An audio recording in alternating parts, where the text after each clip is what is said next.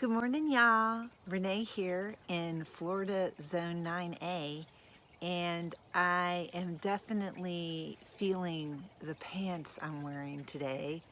It is 2 days after Thanksgiving, and it is going to be a short wearing day again uh, because, God dang it, it is hot here still.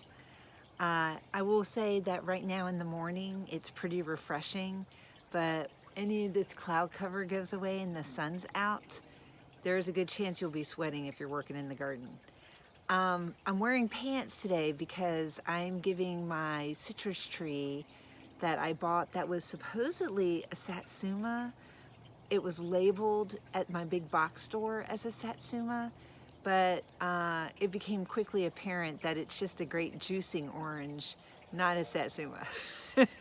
The skin is kind of thin and it has a ton of seeds, but it is very sweet and juicy, which is wonderful if you're really wanting to make some awesome jam, which I usually like to do at some point in the winter season. But I'm treating it because it is sick. So I know a lot of us experienced a winter vortex at a very late freeze this past year. And it happened even here in Florida where we reached in the 20s, which was really unusual. So what happened is I thought what was damage on my tree trunk of my citrus tree, frost damage. The contracting and swelling between warm and cool cracked it open in some parts.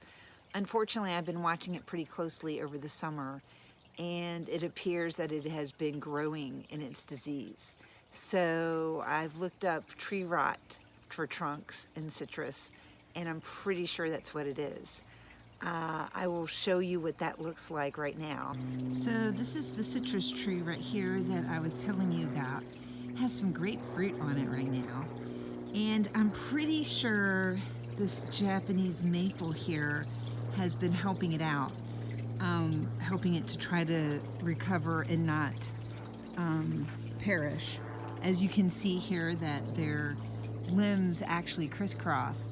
I'm not too worried about it transferring any of the disease over to it because it is more of a trunk thing. But here is where I noticed from my window a lot of the damage here. And as you can see, I mean, there's a little bit that is a little dark in there, but that has actually improved quite a bit. It used to be pretty much all blackened, all in here, unfortunately. So, and that's about, this is about as far down as it goes. It's not really on the base, but that is pretty profound. And it used to be just in this one location, but unfortunately, it looks like it has definitely started to spread into different spots on my tree. There's one spot right through these leaves here that you can see. It's also there as well. And so I like to just kind of go around spraying all the trunks, all the branches here, and hopefully that will keep it from spreading and maybe even start to help the tree. There is a chance this could have been a canker disease. And if it is canker, I've actually beaten canker, or pretty much have. On my magnolia tree over here, it had it really, really bad. And it could be that my yard is just so shady that it kind of promotes a lot of dampness because it is very humid here. And it also does get a good bit of rain, but this trunk was really bad with it several years ago, but it's pretty much healed. Sometimes too, when you're having something like a canker, it is actually pretty good to not mow grass around it. So because of that, we have gone ahead and we have put in a nice big bed. I've had these elephant ears left over from another garden bed that I just dug up, and they've just multiplied. They're on their way out now because of the cold, and there is a volunteer beautyberry over there that I've left in for any little critters that want to eat those berries. Just learned too that its leaves, apparently you can rub it on yourself and it makes an insect repellent, which would be really nice because my yard does get a lot of mosquitoes. All right, so let's go ahead and do some treating here. So I always like to try to keep a few things on hand in case I need them. And one of them that I bought was this Physan 20, and it has Bactricide and a fungicide built into it. So I started treating it 2 weeks ago or so. And it's time for a third treatment, and I'm just going to keep treating it until it looks really good. But as you could see from my quick little interlude footage there, the trunk has improved, so we're going to just keep doing it for a while longer. And I don't have a pump system for delivering a spray very effectively. I used to have one, but it broke, and I really just don't have a high need for it in my yard. So I'm just going to use this generic bottle to do some spraying, and then I'll dump some on the roots of the tree.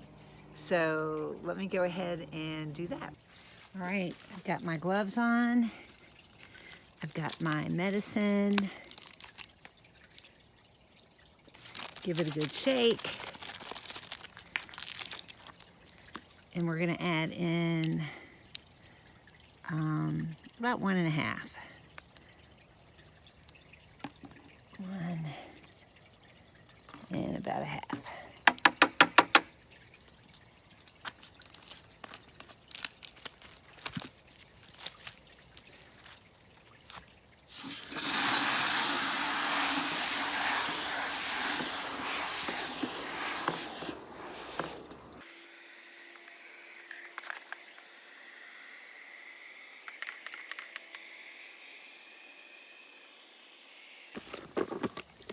I'm gonna fill you up. And it's a pretty still day, not a lot of wind. So I think my head will be okay.